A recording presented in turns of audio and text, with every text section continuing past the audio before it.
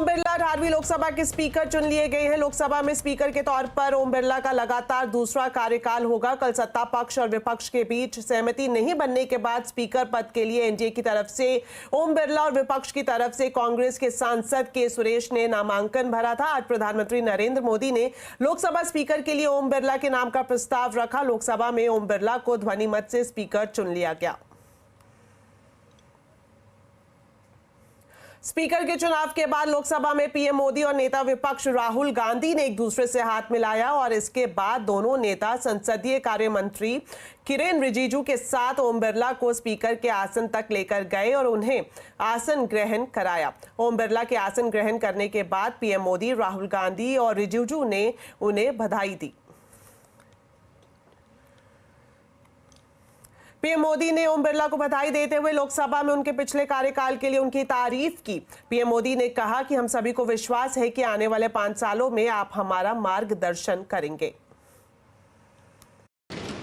जो कार्य आजादी के 70 साल में नहीं हुए, आपकी अध्यक्षता में इस सदन ने इसको करके दिखाया।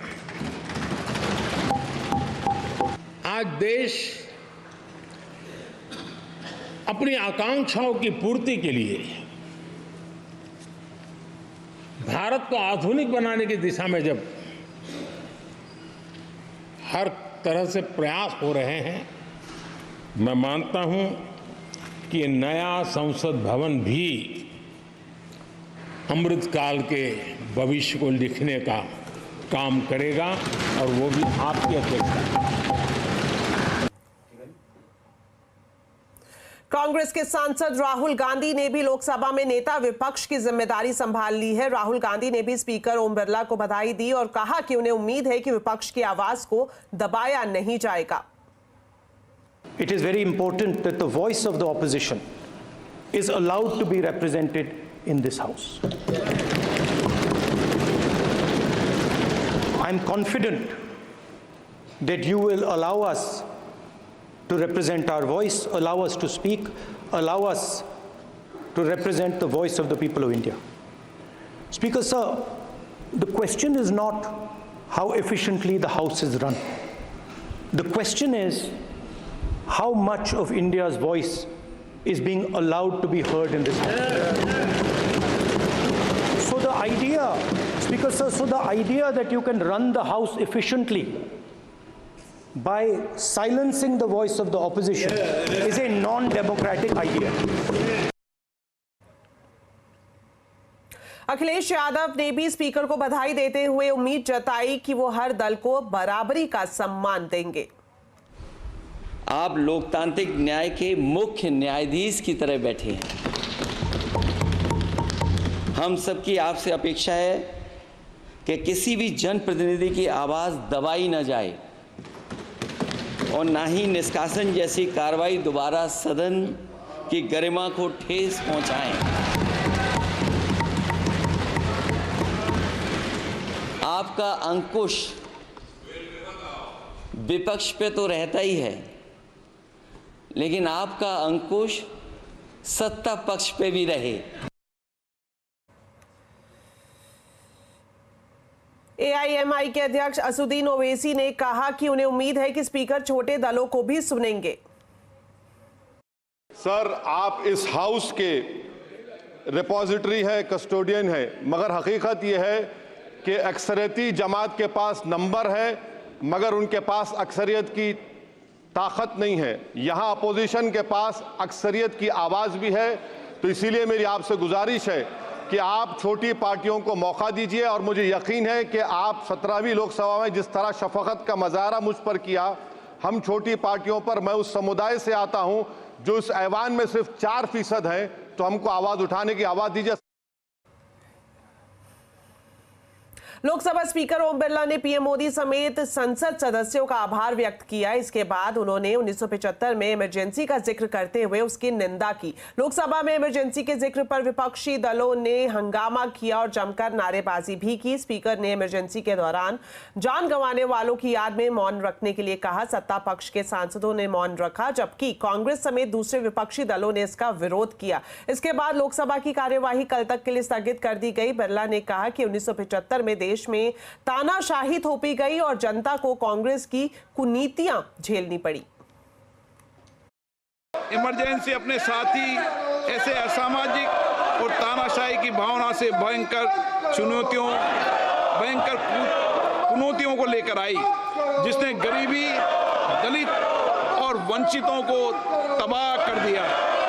इमरजेंसी के दौरान लोगों को कांग्रेस सरकार द्वारा जबरन थोपी गई अनिवार्य नसबंदी का, शहरों में अतिक्रमण हटाने के नाम पर मनमानी का और सरकार की कुनीतियों का प्रहार झेलना पड़ा। ये सदन उन सभी लोगों के प्रति संवेदना जताना चाहता है। तो संसद में स्पीकर के चुनाव के बाद हंगामा हुआ। आने वाले दिनों में कैसी रहेगी संसद की पिक्चर? आज आवाज अड्डा में इसी पर करेंगे बड़ी चर्चा शाम 7:57 पर।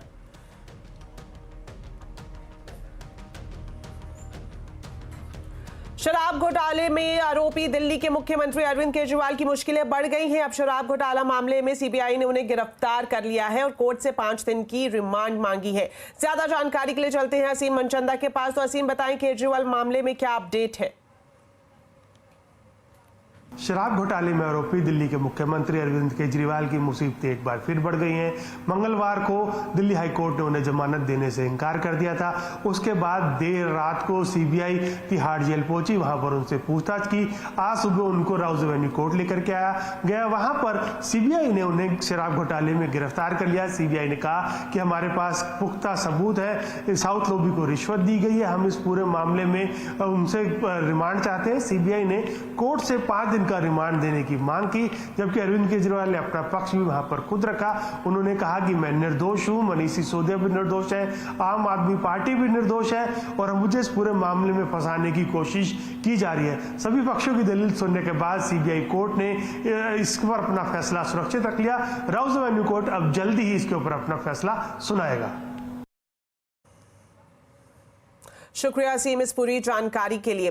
वहीं अखिलेश यादव ने कहा कि केंद्र सरकार ने अरविंद केजरीवाल के साथ भेदभाव किया है और केजरीवाल को एजेंसी परेशान कर रही है। भेदभाव और अन्याय लगातार दिल्ली की सरकार ने किया है और दिल्ली की सरकार ने तो खासकर, अब दिल्ली की सरकार में कंफ्यूज ना हो, केंद्र सरकार ने सबसे ज्यादा भेदभाव अगर किसी के साथ किया है तो वो दिल्ली सरकार के साथ और खासकर अरविंद केजरीवाल जी के साथ। चलिए अब बात करते हैं बाजार की। निफ्टी जून सीरीज एक्सपायरी से पहले बाजार फुल जोश में है। सेंसेक्स निफ्टी लगातार नए रिकॉर्ड्स बना रहे हैं। आज के बाजार में सेंसेक्स ने इंट्राडे में 78,759 और निफ्टी ने इंट्राडे में 27,879 का रिकॉर्ड दर्ज हुआ। तो वहीं निफ्टी बैंक भी रिकॉर्ड ऊंचाई पर बंद हुआ। डिटेल्स लेते हैं सुमित मेहरोत्रा से। तो सुमित, ये बताएं आज बाजार की बड़ी बातें क्या रही? देखिए, आज भारतीय बाजारों के लिए एक बढ़िया दिन फिर से, जबकि नए रिकॉर्ड्स बनते हुए दिखाई पड़े। निफ्टी, सेंसेक्स, निफ्टी बैंक सब में रिकॉर्ड था और आज के लिए जो तेजी का पूरा दारोमदार था वो था रिलायंस इंडस्ट्रीज पे, जहां पर बाजार की पूरी तेजी का आधा हिस्सा अकेला रिलायंस के दम पर ही आता हुआ दिखाई पड़ा। रिलायंस ने अपना नया ऑल टाइम हाई हिट किया।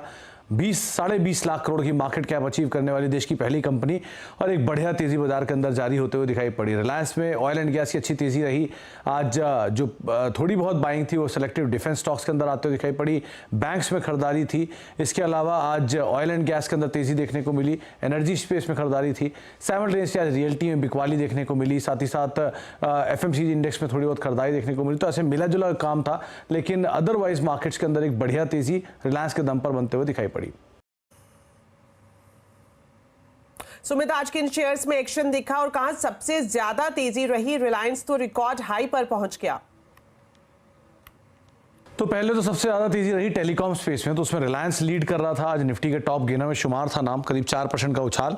भारतीय एयरटेल 3% की तेजी, अल्ट्राटेक सीमेंट 3% ऊपर, ग्रासिम करीब 1.5% का उछाल यहां पर देखने को मिला। गिरने वाले शेयरों में निफ्टी के अपोलो हॉस्पिटल 2.5% नीचे रहा, M&M 2% नीचे, हिंडाल्को 1.5% नीचे और बजाज ऑटो करीब 2% बिकवाली यहां बनते हुए दिखाई पड़ी।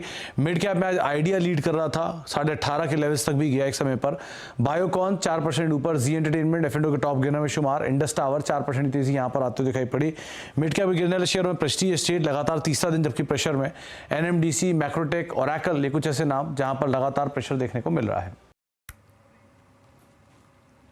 शुक्रिया सुमित इस पूरे मार्केट अपडेट के लिए। तो बाजार में तेजी का ट्रेंड कायम है, जिसमें सीमेंट, मेटल से लेकर कई सेक्टर में अच्छी तेजी की उम्मीद है। ये कहना है गोल्डीलॉक्स प्रीमियम रिसर्च के founder chief strategist Gautam Shah का। खास बातचीत में गौतम शाह ने निवेशकों के निवेश की रणनीति पर भी सलाह दी है।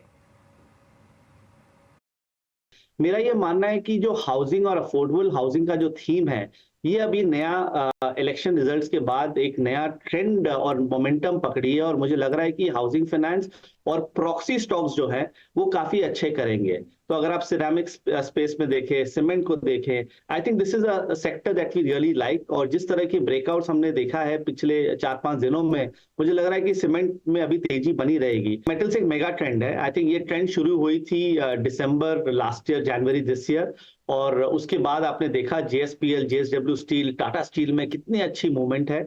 और सारे स्टॉक्स 20-25% ऑलरेडी बढ़ चुके हैं और ये सब बड़े बड़े लार्ज कैप्स है। और मुझे लग रहा है कि इस कंसोलिडेशन के बाद वो वापस चलना चालू हो जाएंगे। फंडामेंटल टेलमेंट भी आ चुकी है। चार्ट्स तो गजब के हैं ही। रेशियो चार्ट्स अगर आप देखें versus the Nifty, I think they are at a point where the auto index was a year back. So अगला 3 से 6 महीना मेरे हिसाब से मेटल्स काफी अच्छे करेंगे और यहां से भी आपको 20 से 40% की तेजी टॉप स्टॉक्स में मिलेगी। तो टेलीकॉम शेयर्स में आज अच्छी तेजी देखने को मिल रही है। ब्रोकर्स की टेलीकॉम पर क्या है राय, बता रहे हैं मेरे सहयोगी सुमित मेहरोत्रा। देखिए, आज एक बढ़िया रिपोर्ट आई थी सिटी की तरफ से और उन्होंने यहाँ पे अलग अलग स्टॉक्स के अंदर अलग अलग कवरेज आते हुए दिखाई पड़े। पहले भारतीय एयरटेल जहाँ पे बाय रेटिंग थी 1520 रुपए के टारगेट्स के लिए, इंडस टावर में बाय रेटिंग थी 450 रुपए के टारगेट के लिए, वोडाफोन आइडिया में न्यूट्रल रेटिंग थी, लेकिन उन्होंने बुल केस में जो टारगेट दिया है वो करीब 25 रुपए के आसपास की उनकी तरफ से आते हुए दिखाई पड़े हैं। उन्होंने मल्टीपल ट्रिगर्स स्टॉक के लिए बताए हैं, जहाँ पे उनका कहना है कि जो दूसरी छमाही है वहाँ पर एक टैरिफ हाइक बड़ा ट्रिगर बन सकता है स्पेस के लिए, जो कि शुरू भी होने वाली है। साथ ही साथ उन्होंने ये भी कहा कि 5G की मोनेटाइजेशन की रफ्तार बढ़ सकती है। एक बढ़िया केपेक्स रिवाइवल है जो कि वोडाफोन की तरफ से आते हुए दिखाई पड़ सकता है। इंडस टावर की ओर से दोबारा डिविडेंड की स्टोरीज बनते हुए दिखाई पड़ सकती हैं और AGR केस में भी एक अच्छी प्रोग्रेस आते हुए दिखाई पड़ेगी। तो केपेक्स की साइकिल इनके फेवर में आने से और टैरिफ हाइक की पॉसिबिलिटीज के मद्देनजर शायद स्टॉक्स में एक अच्छी तेजी बनते हुए दिखाई पड़े। इसीलिए तमाम स्टॉक्स में खरीदारी की राय है और उसी का एक बड़ा रिएक्शन आज हमने स्टॉक्स में देखा भी।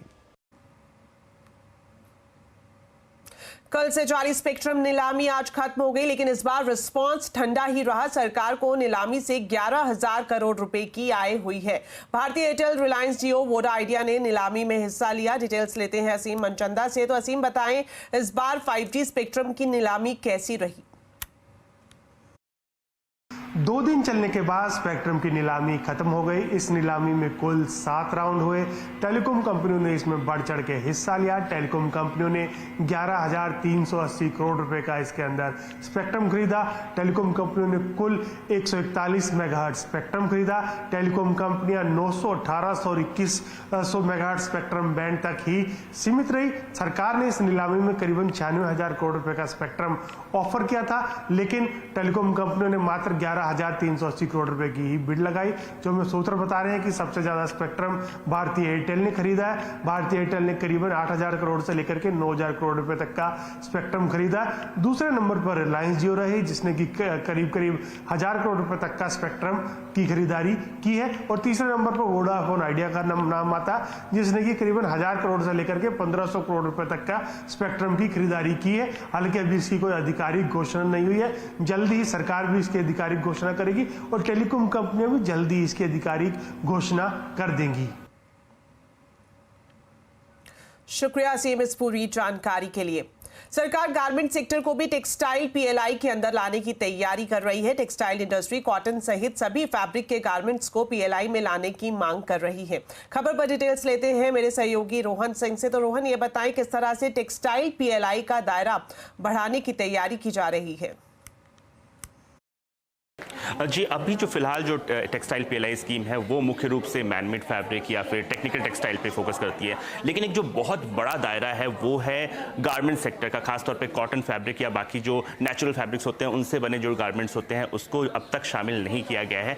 अब सरकार इस पूरी पॉलिसी का जो टेक्सटाइल पीएलआई है उसको रिव्यू कर रही है और उसमें गारमेंट सेक्टर को भी इंक्लूड किया जा सकता है। इंडस्ट्री काफ़ी समय से इसकी मांग कर रही थी और अब जो है इसके जो टेक्सटाइल पीएलआई 2.0 है उसकी तैयारी चल रही है। एक और जो बड़ा बदलाव है वो है जो मिनिमम थ्रेशोल्ड है जो इन्वेस्टमेंट का, उसको भी कम किया जा सकता है। सरकार का मानना है कि इससे जो बहुत सारी छोटी कंपनियां हैं उसको फ़ायदा मिल सकता है। अभी 100 करोड़ 300 करोड़ का जो टिकट प्राइस हम कह सकते हैं इसके लिए है, लेकिन अलग अलग सेगमेंट के हिसाब से, लेकिन अब उसको और कम करने की बात की जा रही है। इसके लिए बहुत जल्दी इंडस्ट्री के साथ कंसल्टेशन शुरू करने जा रहा है टेक्सटाइल मिनिस्ट्री और उसके बाद इस पूरी जो पॉलिसी है उसको जो है रिव्यू किया जाएगा और उसमें बदलाव किया जाएगा।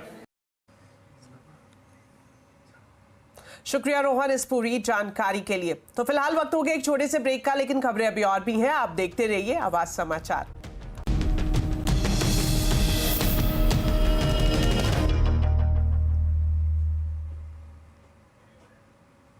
ब्रेक के बाद आपका स्वागत है और अब बात करते हैं पेरिस ओलंपिक की, जहां हम अपने खिलाड़ियों से ढेर सारे पदकों की तो उम्मीद कर ही रहे हैं, लेकिन इस बार वहां भारत के लिहाज से और भी कुछ खास होने जा रहा है। पहली बार किसी ओलंपिक में भारत का कंट्री हाउस बनाया जाएगा। इसका नाम होगा India house. India house Reliance foundation की परिकल्पना है, जिसे इंडियन ओलंपिक एसोसिएशन के साथ मिलकर तैयार किया जा रहा है। पेरिस में बन रहे इंडिया हाउस पर रिलायंस फाउंडेशन की चेयरपर्सन नीता अंबानी ने कहा कि ये ओलंपिक मूवमेंट में भारत की प्रगति का प्रतीक है।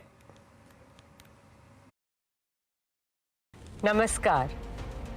India's Olympic dream now has a house. With immense joy and excitement, I'm thrilled to announce the first ever India House at the Paris Olympic Games, presented by Reliance Foundation in partnership with the Indian Olympic Association. The India House is a space where we honor our athletes, celebrate our wins, share our stories, and welcome the world to India. It's a platform to showcase the beauty, depth, and diversity of India to the world. We hope it will be a proud home, away from home, for the entire Indian contingent, as well as the Indian diaspora from around the world. We truly hope the India House will be one more step towards fulfilling the shared dream of 1.4 billion Indians to bring the Olympic movement to India. I wish our talented athletes all the very best for the Games. May they shine and keep the tricolour soaring high on the global stage. Jai Hind!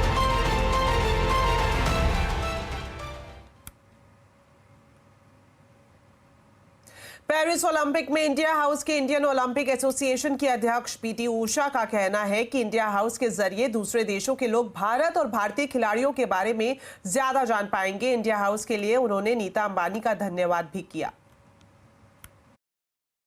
The inaugural India House in partnership with our partners, Reliance Foundation, will be one of the main attractions for Indian fans and athletes at the Paris Olympics. It will also be a great way for the fans and people from other countries to know more about India and what makes it so special. India has proven its mettle as a host of major events, and India House will reflect the strides we have made as a sporting nation as well as in the Olympic movement. I would like to thank IOC member Mrs. Neeta Ambani for driving this initiative and India's Olympic movement.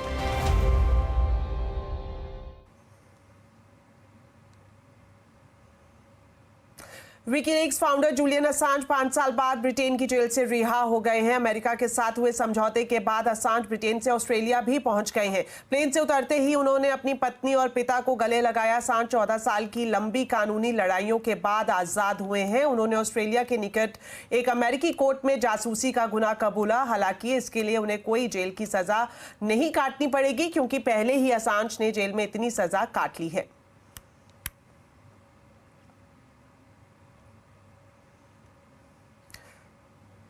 चलिए अब आपको बताते हैं आज के consumer अड्डा के topic के बारे में। फिजिकल एक्टिविटीज के मामले में भारतीय अनफिट है। एक रिपोर्ट के मुताबिक लगभग 50% भारतीय फिटनेस में फिसड्डी है। आखिर क्या है फिट रहने का सही पैमाना और रोज कितनी एक्सरसाइज है जरूरी? आज कंज्यूमर अड्डा में इसी पर करेंगे चर्चा शाम 5:57 पर।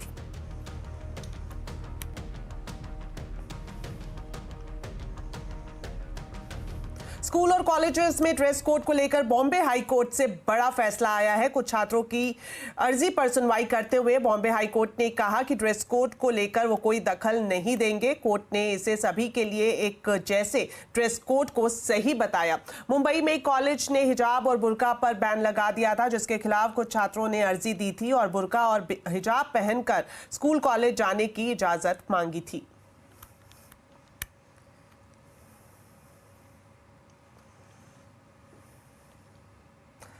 चलिए फिलहाल इस बुलेटिन में इतना ही। आप खबरों पर अपडेट रहें, CNBC आवाज से जुड़े रहें हमारे सोशल मीडिया हैंडल्स के जरिए। नमस्कार।